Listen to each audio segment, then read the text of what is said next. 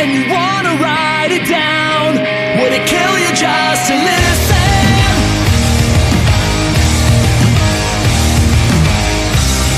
And you wanna sell it out with the words out of position. Buenos días. Buenos días a todos. Gracias, lo primero, gracias por venir. Me autopresento. Para aquellos que no me conozcáis, aunque muchos de vosotros os conozco ya previamente, yo me llamo Amaya, soy internista. He estado en infecciosas estos últimos años hasta que ahora he asumido la coordinación regional del proyecto IRAS-PROA, que está en la Subdirección General de Calidad Asistencial, Seguridad y Evaluación, que es un ente que casi nadie conoce, pero que ahí está. Vale. Dentro de este año tenemos un objetivo, los equipos PROA y la estrategia regional PROA, que es generalizar y difundir la estrategia de terapia secuencial. Y este ciclo de sesiones generales están en ese contexto.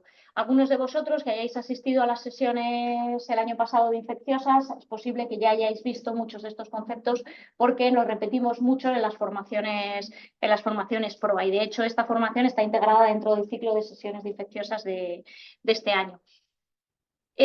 Vamos a pasar rápidamente pero la primera pregunta y la pregunta principal es ¿qué es la terapia secuencial, ¿no? Cuando nosotros decimos secuencia el tratamiento, ¿a qué nos estamos refiriendo, ¿no? Pues es el reemplazo de la terapia intravenosa cuando la pasamos a vía oral. Y habitualmente va inherente al concepto precoz. Es decir, cuando hablamos de terapia secuencial le ponemos el apellido precoz porque pretendemos que además sea una cosa que se hace pronto en el tratamiento del paciente. Aunque en realidad en la literatura lo podéis encontrar de dos formas diferentes. Podéis encontrarlo como terapia secuencial propiamente dicho, que es o sería el término que utilizamos cuando utilizamos el mismo principio activo que hemos puesto en vía intravenosa, lo pasamos directamente a vía oral. O también como switching therapy, que en ese caso lo que haces es coges el tratamiento, o sea, tienes un tratamiento intravenoso y adaptas la secuenciación a vía oral, pero no necesariamente con los mismos principios activos con los que estaba compuesto la terapia original. Y la parte más beneficiosa de esta estrategia de terapia secuencial, que la más sencilla para aquellos que no tengáis mucha experiencia, es la inicial, la per se, ¿no? Que es el mismo principio activo cuando este tiene una alta biodisponibilidad, pasarlo directamente a vía oral, es que además permite tomar otra decisión en ese momento precoz del tratamiento del paciente. Y es que se puede, además, adaptar al aislamiento microbiológico y en ese caso puedes conseguir además una reducción del espectro, una desescalada, pero una step down therapy, o también es un buen momento habitualmente entre ese tercer y quinto día para decidir parar el tratamiento. Ahora mismo la gran mayoría de los tratamientos son inferiores a 7 días, entonces a menos que te hayas despistado un poquito con el inicio de la terapia secuencial te puede permitir también incluso llegar a parar el tratamiento. Es decir, es una estrategia que contiene otras en sí mismas, que es la desescalada y la adecuación al aislamiento microbiológico y la parada directamente o el shorter is better, ¿no? El utilizar tratamientos más cortos. Y esta diapositiva no contiene realmente todo lo que hay que saber sobre la terapia secuencial, pero no es para eso, es para que, aunque estamos promocionando ahora mismo esta estrategia, esto es una cosa que existe en la literatura médica y de la infectología desde hace muchísimos años. Esto desde hace un cuarto de siglo, es una publicación además de pacientes oncológicos que tienen unas características específicas muy particulares, donde ya se promocionaba el paso a la terapia secuencial prácticamente de la misma manera en la que la vemos hoy, en la que la concebimos hoy.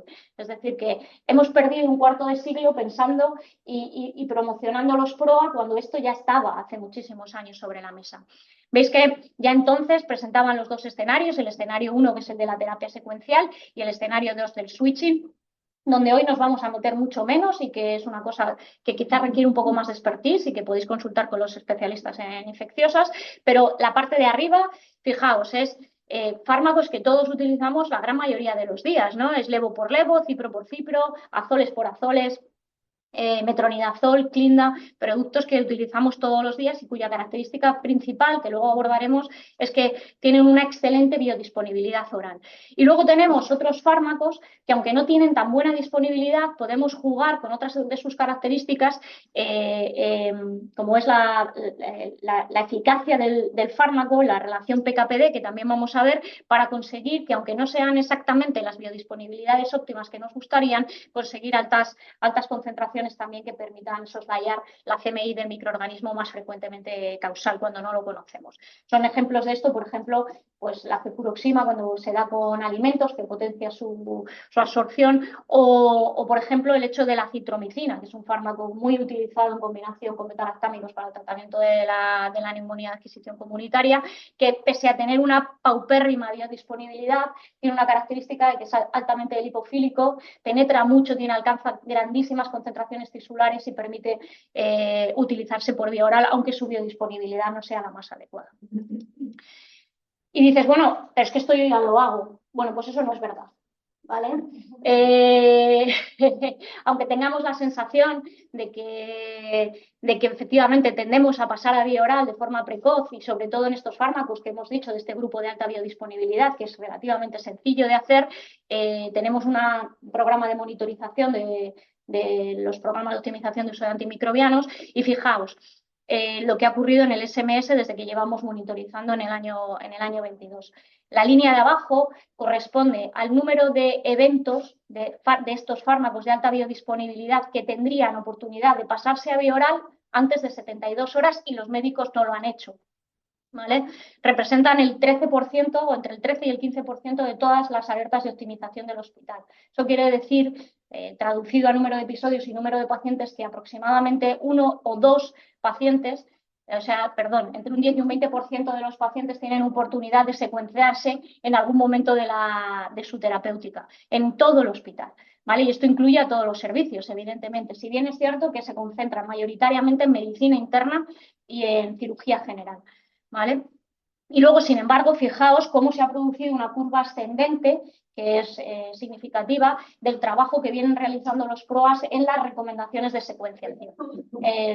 Estas recomendaciones de secuenciación generalmente las hacen la parte de farmacia de los equipos PROA. Y veréis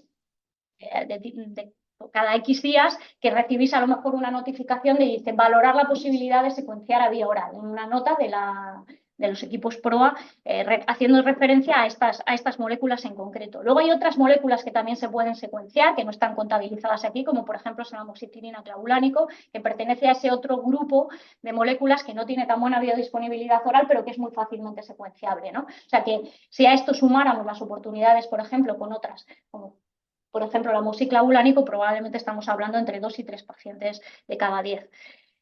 Y la naturaleza de esta charla es conocer cuáles son las circunstancias en las que podemos aplicar esta terapia secuencial con seguridad, con eficacia y con confianza de que va a funcionar, ¿no?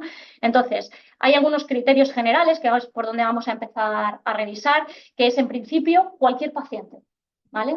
Cualquier paciente es un buen candidato para pensar en la posibilidad de secuenciar precozmente. Y dices, clásicamente se ha dicho, los pacientes críticos, esto podría repensarse, pues tampoco es así. Lo vamos a ver luego que hay algunos fármacos que son tan buenos que incluso en pacientes críticos se pueden secuenciar de forma precoz. Y tanto es así que esto de la secuenciación en realidad se podría hacer después de la primera dosis intravenosa. Y muchos tenemos experiencia en esto, los que trabajáis en urgencias, muchas veces vienen pielonefritis, se le administra una dosis de tratamiento intravenoso y se van para casa y continúan con tratamiento oral. Es decir, le has dado una dosis, que bueno, en realidad son 24 horas de tratamiento, ¿no? Una dosis de tratamiento intravenoso e inmediatamente se secuencia a vía oral. Y vamos a ver que eso, incluso en pacientes bacteriémicos, es eficaz y seguro hacerlo. Es decir, que prácticamente se puede hacer desde la primera dosis intravenosa, ¿de acuerdo? Evidentemente nos genera mucha más seguridad cuando esto lo decidimos en un paciente que está estable, lógicamente. Luego vamos a ver que se define en la literatura como clínicamente estable. Y, por supuesto, es mucho más confiable si tenemos un diagnóstico, es decir, si tenemos incertidumbre respecto a cuál es el proceso infeccioso que está cursando el paciente, no tomemos esta decisión, es decir, es una parte del sentido común lo que hay que aplicar, ¿no? Y no olvidéis que aquí siempre jugamos nosotros, la infección, pero también el paciente, ¿vale? En los beneficios que aporta la terapia secuencial, que luego vamos a ver. Entonces hay que tener en mente que en el momento en el que tomas esta decisión, ten preparado un plan para el paciente también. Es decir, no tiene ningún sentido, también lo vamos a ver, cómo pasamos a vía oral y dejamos al paciente ingresado otros 8 días. ¿Vale? A veces es porque tiene otras condiciones, evidentemente, que hay que estudiar, etcétera. No me estoy refiriendo a eso ni a las particularidades de cada paciente, sino que si vas a adoptar esta estrategia, adóptala hasta el final. Que es que el paciente se va, le da el tratamiento oral, se lo toma en casa, ¿vale? Con las precauciones y las explicaciones necesarias. ¿Cómo nacer o cómo se fundamentan hoy los criterios para decidir adoptar una terapia secuencial? Pues bien, este es un estudio del año 23 que se hizo una revisión sistemática, no es un metaanálisis, pero es una revisión sistemática de la literatura en la que unos autores ingleses, y ahora veremos con qué motivo hicieron esto, revisaron los artículos más relevantes en torno a la terapia secuencial en pacientes no inmunocomprometidos, ¿vale? Y vieron que se repetían una serie de criterios, es decir, cuando la gente estudiaba en ensayos clínicos cómo hacer la terapia secuencial, ponían una serie de condiciones. Esas condiciones son relativas al momento de realizar la terapia secuencial, que viene a estar entre las 72 y 48 horas, a los criterios clínicos que debe cumplir el paciente de estabilidad, ¿vale? Tensión, temperatura, frecuencia cardíaca, etcétera, biomarcadores, teoría analítica, ¿vale? La tolerancia gastrointestinal, es decir, que no exista un compromiso evidente. Entonces podemos tener un fármaco excelente con una muy buena biodisponibilidad oral que si se vomita, pues no hacemos nada, ¿no? Y luego, fijaos en una serie de exclusiones que dicen, vale, podemos hacer la terapia secuencial, pero hay algunos grupos sindrómicos que mejor no lo hacemos. Y esto vamos a ver que también, pese a ser del 2023, también es un paradigma que está totalmente soslayado ya, ¿de acuerdo? Vamos a ver en qué circunstancias, además de estas exclusiones, incluso se podría hacer terapia secuencial, ¿vale? Luego las vemos con más detenimiento. ¿Por qué hicieron esta revisión sistemática? Porque es un grupo de trabajo que se pidió, que movilizó el NHS, el sistema de salud de United Kingdom, de Reino Unido, ¿vale? Para fundamentar unas guías de trabajo nacionales que aplican a todo el Reino Unido para potenciar esta estrategia secuencial dentro del desarrollo de los PROA en estos países anglosajones, ¿vale? Y entonces, después de ese trabajo de revisión, sacaron este documento, ¿vale? Que es un consenso de expertos de cómo hacer la terapia secuencial y es un poco, digamos, el faro en el que todos los demás que hemos venido después nos hemos fijado para elegir nuestros criterios de terapia secuencial. Y fijaos, se repiten, pues claro, lógicamente los que están en la literatura, ¿no? El tiempo. Y vamos a hacer algunas consideraciones específicas sobre alguno de estos 5 elementos, ¿no? Que respecto al tiempo. Pensad de nuevo en esa posibilidad que da la terapia secuencial de, bueno, me lo planteo en las primeras 48 horas, pero ¿qué pasa si todavía mi paciente no cumple las condiciones de estabilidad, todavía no estoy seguro, estoy pendiente de una micro, etcétera, ¿no? Que a lo mejor mañana me dan el cultivo y ya puedo desescalar también? Pues todos los días, a partir de esas 48 horas, me lo vuelvo a preguntar. O sea, no es... Hoy llega a las 48 o 72 horas, si queréis, me lo pregunto y ya me olvido. Como no ha cumplido a las 48, pues ya, todo el tratamiento intravenoso. No, es todos los días, desde ese día, voy a plantearme esta posibilidad, ¿vale? La clínica, ya lo hemos hablado, factores de estabilidad clínica, tensión, temperatura, bueno, criterios propios de sepsis, si queréis hacerlo, que hayan desaparecido. En el caso de los países anglosajones, hoy se utilizan el Early Warning Score, ¿vale? Nosotros no, pero en definitiva es lo mismo, son los parámetros de SIRS, es decir, que viene a ser exactamente lo mismo.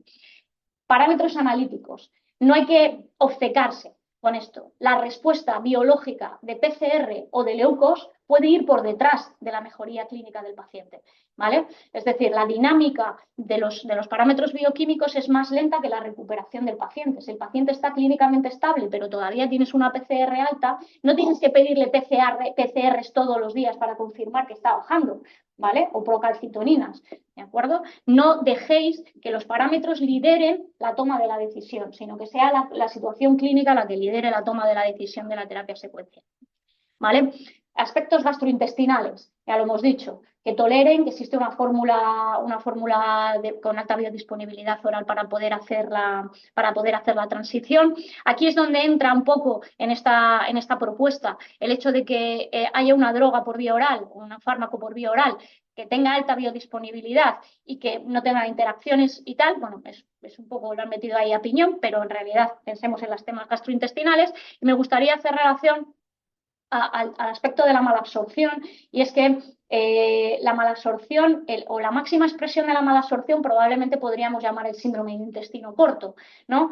Y también hay datos con algunos fármacos, en concreto con macrólidos y con quinolonas, que tienen tan alta biodisponibilidad que incluso en esos pacientes se podría llegar. Con esto lo que estoy dando es algunas ideas de que incluso en los síndromes más extremos o en las condiciones de más dificultad, con un suficiente conocimiento de PKPD y de cómo se comportan los antibióticos, se podría llegar a esta estrategia. No quiero decir con esto que seáis vosotros los que tomáis la decisión en los pacientes más difíciles, sino al contrario, aprovechad los más fáciles para tomar la decisión y para empezar a familiarizaros con esto, pero que en realidad es una estrategia que prácticamente aborda todo el espectro de pacientes. Y luego las excepciones. Vamos a hablar de ellas para luego desmontar estas situaciones, que son las bacteriemias, las endocarditis, las osteomielitis, las meningitis, las artritis sépticas, con la excepción del acceso cerebral y las meningitis. Casi todos los demás síndromes existe suficiente experiencia para que cuando se dan algunas circunstancias un experto en infecciosas pueda llegar a realizar una transición oral, si no precoz, sí adecuada. ¿De acuerdo? Y lo vamos a ir viendo. Y con estos mimbres, lo que hemos hecho en el grupo de trabajo regional, dentro de los que trabajamos en las guías y en las guías de terapéutica antimicrobiana en el SMS, y una pequeña parte de estos, es emitir el documento de recomendaciones para el uso adecuado de la terapia secuencial. Y ahí tenéis un algoritmo, cómo operacionalizar estos criterios paso a paso, ¿no? Es decir, qué cosas me tengo que ir preguntando a partir del primer día o a partir de las primeras 48 horas, basándonos en los criterios anteriores y en la propuesta australiana, que no es nada más, que está ahí, la tenéis ahí arriba, que no es nada más que la misma traducción de la de UK, ¿de acuerdo? Y lo podéis consultar en el documento. Luego os digo dónde lo podéis encontrar. Y nos vamos a centrar ahora en la parte, para la redundancia, central del algoritmo, que es la que hace referencia a cómo sé yo si un fármaco tiene buena disponibilidad y qué condiciones tengo que conocer, y cuáles son los síndromes que mejor se adaptan a estas terapias. La primera pregunta, hemos dicho cuáles son las condiciones que tiene que cumplir el paciente, y ahora vamos a ver qué fármaco o qué drogas son las más adecuadas para hacer esto.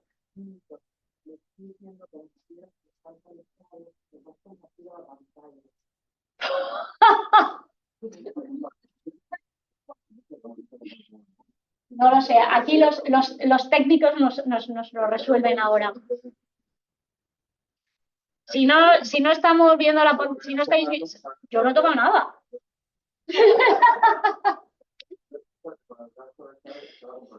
Chicos, os paso con el responsable.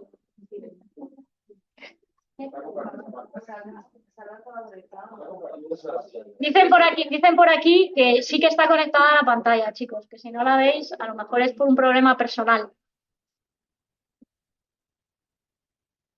Vale, sigo que se me va el hilo.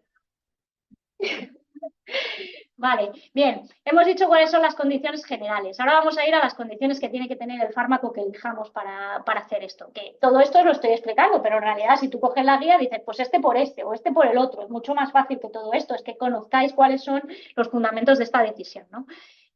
Lo primero es que si es el mismo fármaco, pues disponga de una formulación oral o enteral, ya sea en pastillas, en cápsulas, en jarabe, en solución, vamos, o como queráis, que tenga evidencia de que efectivamente se cumplen la idoneidad y la adecuación para el síndrome concreto, ¿vale? Esto no hace falta que lo busquéis vosotros, como os digo, es una cosa que simplemente chequeáis que este por este, en este síndrome es válido, ¿de acuerdo? Y que sea bien tolerada, es decir, que al cambio que vayamos a hacer no nos vaya a suponer un problema precisamente de tolerancia gastrointestinal. Muchos de los betalactámicos comprometen la tolerancia gastrointestinal, o cualquiera que haya tomado clindamicina puede saber que se tolera a determinadas dosis, bueno, a cualquier dosis regular, pero a determinadas dosis que pueden estar indicadas, 600, incluso 900 miligramos, pues es muy difícil de tolerar, ¿vale? Entonces hay que tener esto en consideración.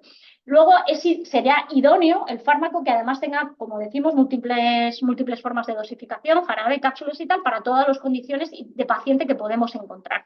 Y una cosa muy importante es que si al paso, además, podemos ganar que la pauta sea simplificada, es decir, fármacos pasan de 8 a 12, por ejemplo, o de 8 a 24, pues muchísimo mejor, porque además vas a facilitar la adherencia oral del paciente. Y una cosa que no debemos olvidar nunca es el tema de las interacciones, ¿vale? A veces cuando hacemos switching en vez de terapia secuencial directa, ¿vale? Pasamos a otros compuestos, ¿no? A otros principios activos. Y en ese caso, siempre, por favor, comprobad que no existan interacciones con el tratamiento que lleva el paciente, ¿vale? Esta referencia bibliográfica que tenéis aquí es una excelente revisión de las interacciones farmacológicas de los antibacterianos que podéis revisar. Es muy reciente y, pues bueno, hace referencia pues, a la rifampicina clásica, pero también a todos los demás fármacos, a macrólidos, etcétera, ¿no? Y ahora nos vamos a meter específicamente en el tema de la biodisponibilidad y la eficacia. Cómo decidimos que un fármaco al paso a vía oral es eficaz, ¿vale? Bueno, un pequeño inciso para decir que un fármaco tenga diferentes formas de presentación nos va a permitir adaptarlo a aquellas poblaciones que tienen dificultades para tragar o dificultades para absorber, pacientes con PEG, ¿vale? Pacientes ancianos que no pueden deglutir. Yo misma, que soy incapaz de tomarme un comprimido de amoxicilina, o sería incapaz de tomarme un comprimido de amoxicilina clavulánico, pues si tienes sobres, tienes pastillas y tienes solución, como en el ejemplo, es muchísimo más fácil.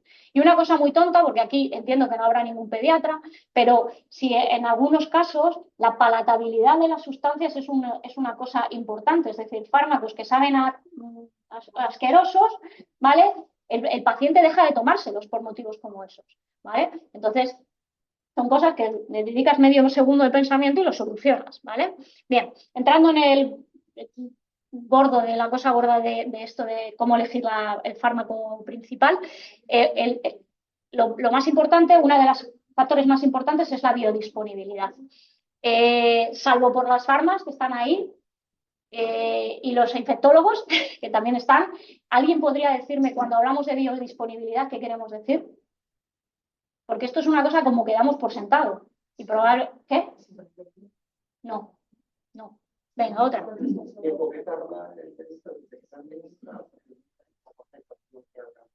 No exactamente, se acerca más. Pasa a dónde. No, eso es otra cosa.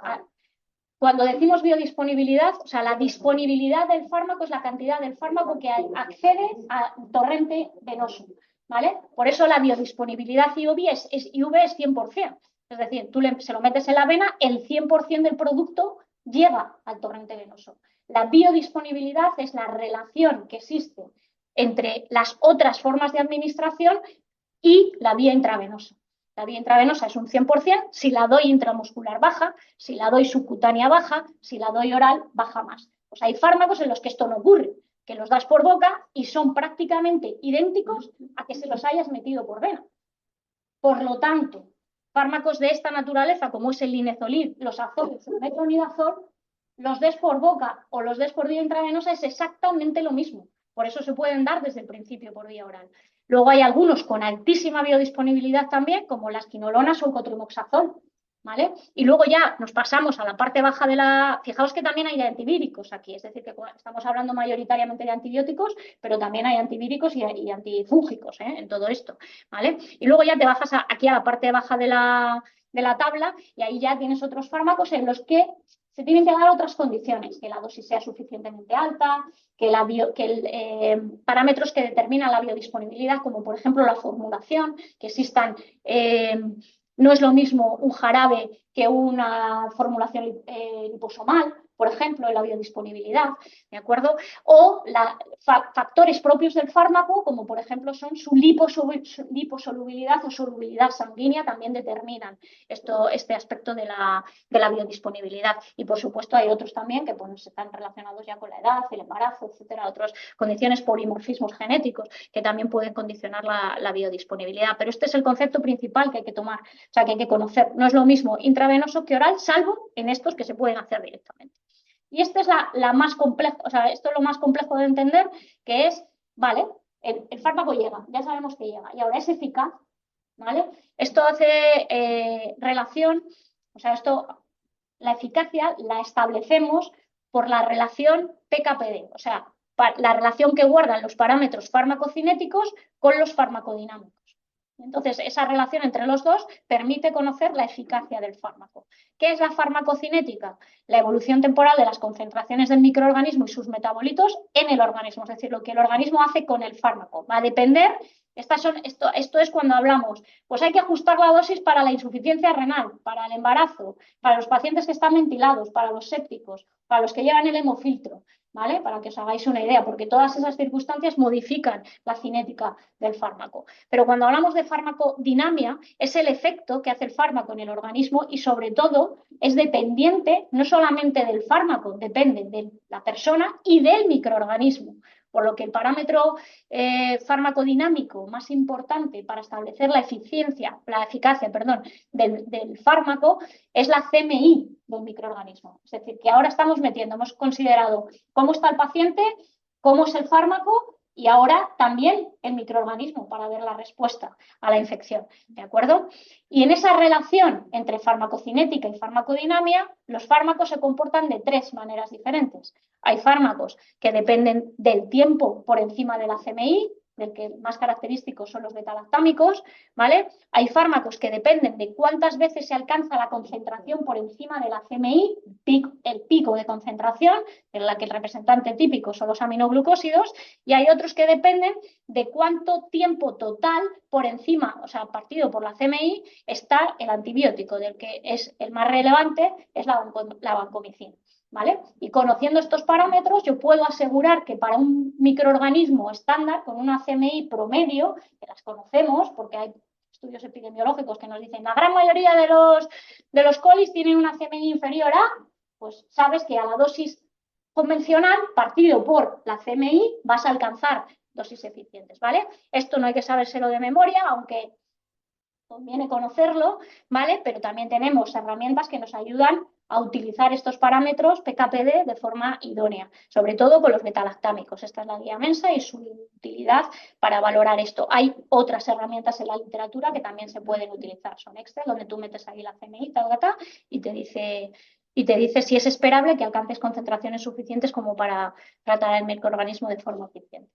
Y luego, aunque hemos dicho que hay síndromes complejos que se pueden tratar por vía oral, ¿dónde nos vamos a concentrar? Pues en las infecciones de adquisición comunitaria, en las neumonías, las infecciones del tracto urinario y las infecciones de piel y partes blandas, ¿vale? Hay algunos otros con foco controlado. Hay algunos otros síndromes, como por ejemplo intraabdominales incluso, como es la diverticulitis aguda no complicada, que también se pueden tratar por vía oral, de hecho, de inicio, ¿vale? Sin necesidad siquiera de hospitalización, ¿vale? Pero si nos metemos en esas otras, en las excepciones, esas que decía, no lo hagáis aquí, hay una zona gris intermedia que es relativamente fácil de manejar también, que son las bacteriemias. Son cuando estos síndromes comunitarios fundamentalmente están bacteriémicos, ¿vale? Pues ahí también se puede utilizar la terapia secuencial.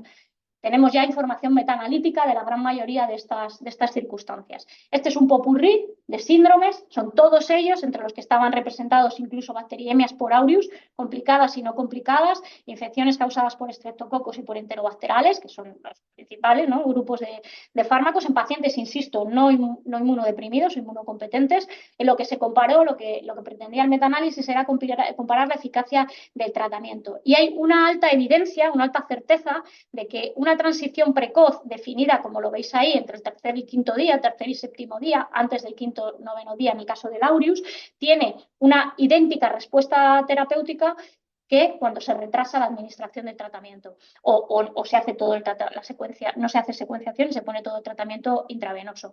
Y además no hubo diferencias en mortalidad, reingresos, o sea, en los otros endpoints duro, ¿no? Que sería que no se mueran, eventos adversos relacionados con la toma del fármaco vía oral o reingresos. Y además, la terapia secuencial tiene una cosa que no la hemos hablado todavía, que son los evidentes beneficios logísticos, ¿no? Y es que le puedes quitar la vida al paciente, ¿vale? Evitando las complicaciones relacionadas con la estancia media tiende a recortarse y la duración total del tratamiento también tiende a recortarse de forma espontánea, porque te da pie, como decíamos, a pensar, pues ya que lo voy a cambiar, voy a cortarlo, ¿de acuerdo?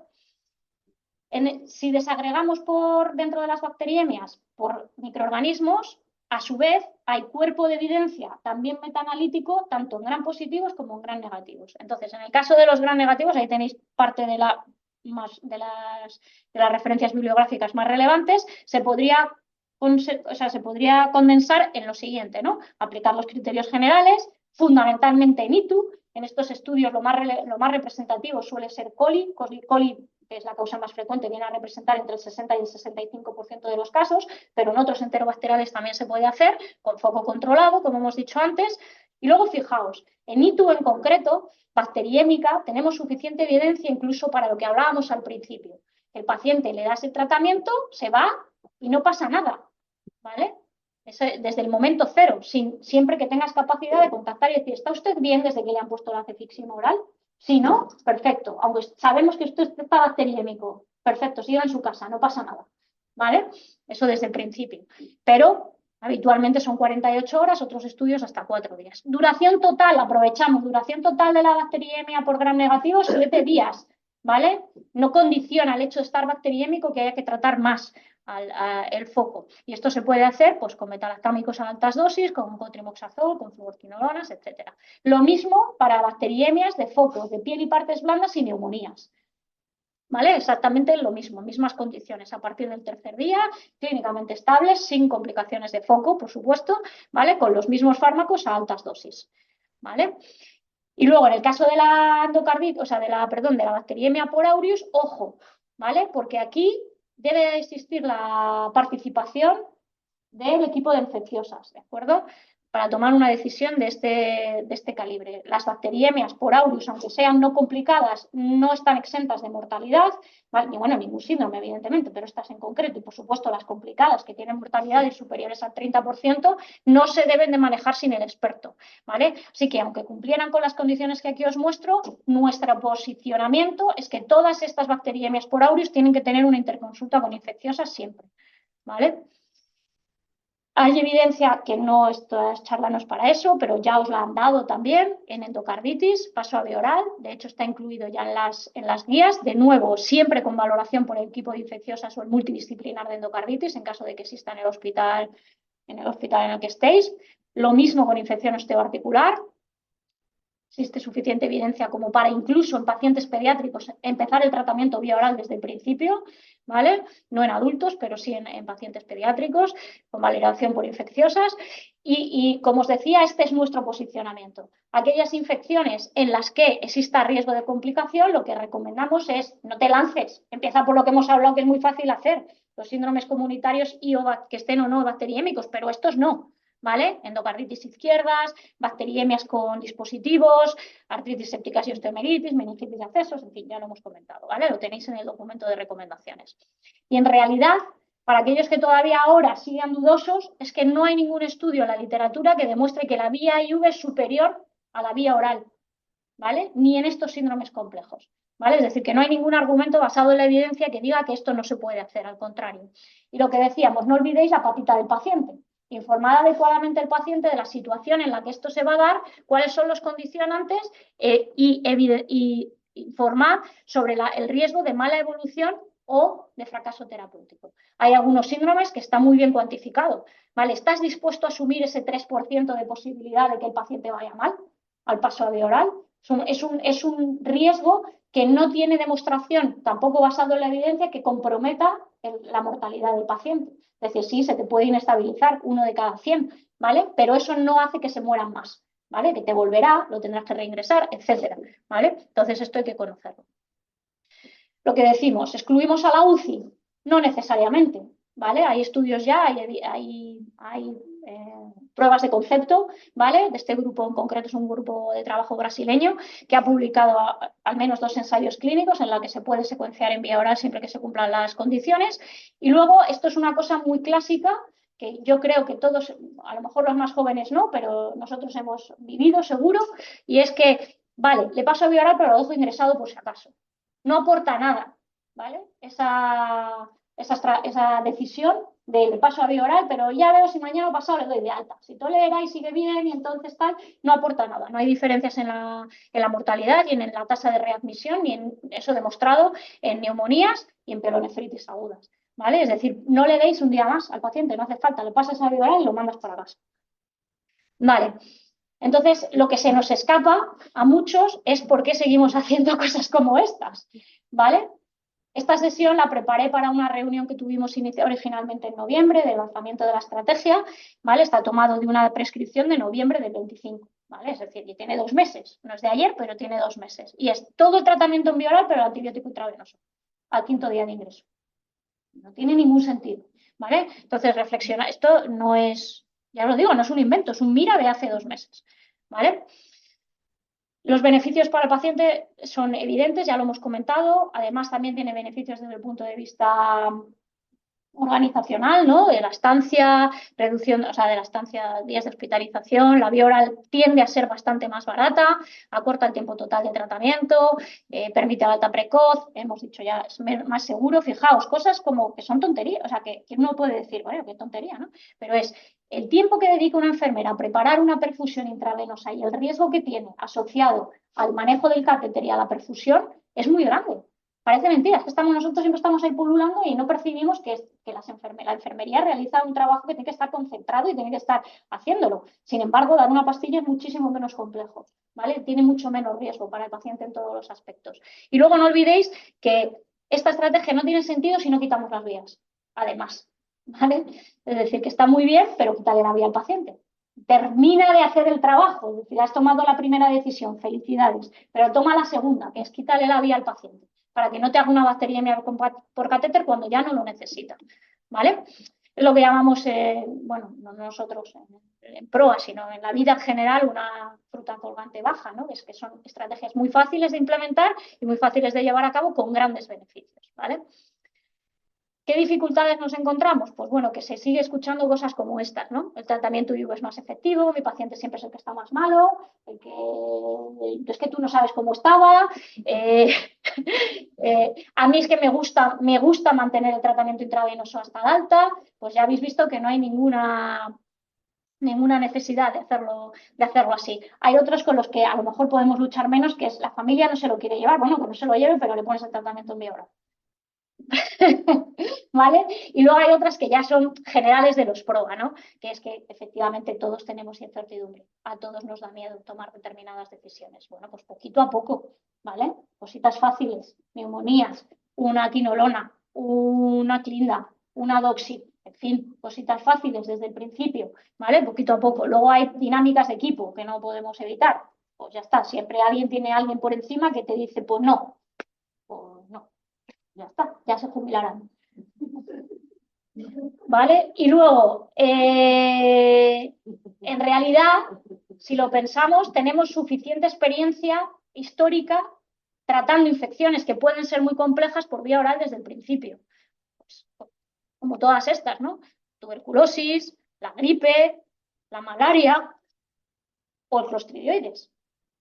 Nada despreciable mortalidad de 3% global, pero en casos graves hasta un 30% también, ¿vale? Y tú le das una fidaxomicina oral a un tío que además posiblemente pueda tener ILO asociado, es decir, cuya absorción gastrointestinal pudiera estar comprometida. Es verdad que hacemos otras cosas como enemas, etcétera, pero que también son cosas que hacemos todos los días, ¿no?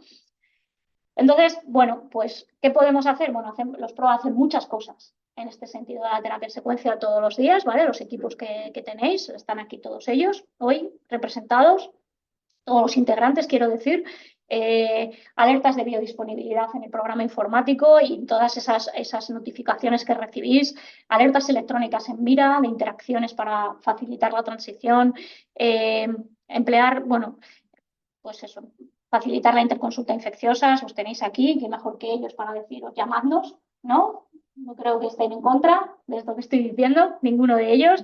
Y luego, por favor, involucrada, ¿tenéis dudas con la CMI? Ahí tenéis a la responsable. La damos sin ningún problema, ¿vale? Y luego lo que os decía, involucrada a la enfermería y a preventiva en estas tareas, ¿no? Sobre todo por el tema relacionado con la vida. La enfermera está todos los días con el paciente. Que tú andas despistado porque tienes 16 pacientes, cosa que todos nos ha ocurrido, y no te da tiempo a pensar siquiera en si le puedes quitar el catéter. Tienes una enfermera que si la enseñas adecuadamente o se le enseñan estos preceptos para trabajar en los PROA, te pueden decir, oye, ¿te acuerdas que fulano lleva 5 días con la vía? Y te pueden ayudar en esto, son unas aliadas excepcionales. ¿Dónde está el documento? En Mira. Tengo dudas, no me acuerdo cómo lo hago, tanto para switching como para terapia secuencial. Directamente lo tenéis ahí en Mira, en uno de los chirimbolillos, estos bacterias de colores, ¿vale? Y además también está en la web del proyecto IRASPROA en Murcia Salud. Bueno, esto sobre WASP, cómo hemos integrado parcialmente el tema de la vía oral, promocionándola a través de los protocolos, ¿vale? Estas sesiones que son para recordar a los profesionales y luego, de nuevo, no olvidemos a los pacientes, ¿vale? Parte de lo que estamos tratando de mejorar en la estrategia es difundir también esta información a los pacientes, es decir, que sea el paciente el que lo demande. Es decir, que a ti se te ha pasado, ahí va a estar el paciente para decirte, oye, ¿y yo no podría tomarme un tratamiento por vía oral? ¿Vale? Entonces, ¿dónde está la información para pacientes y que podéis distribuir entre los pacientes ingresados? Sobre todo esto va para los equipos. Pues también en Murcia Salud tenemos en Ciudadanía, tenemos una nueva micrositio web que se llama Infecciones y antibióticos al día, donde hay información para los pacientes, información sencilla, clara de cómo hacer las cosas, y entre ellas ahora mismo está endocarditis, está tuberculosis, está tuberculosa también y está terapia secuencial. Poco a poco iremos dotándolo de esto para que la gente también participe en la toma de decisiones.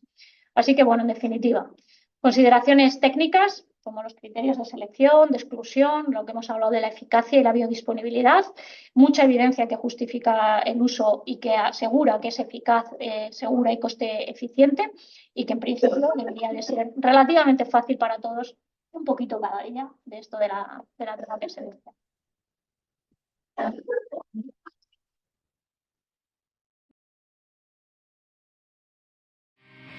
And you wanna write it down, would it kill you just to live?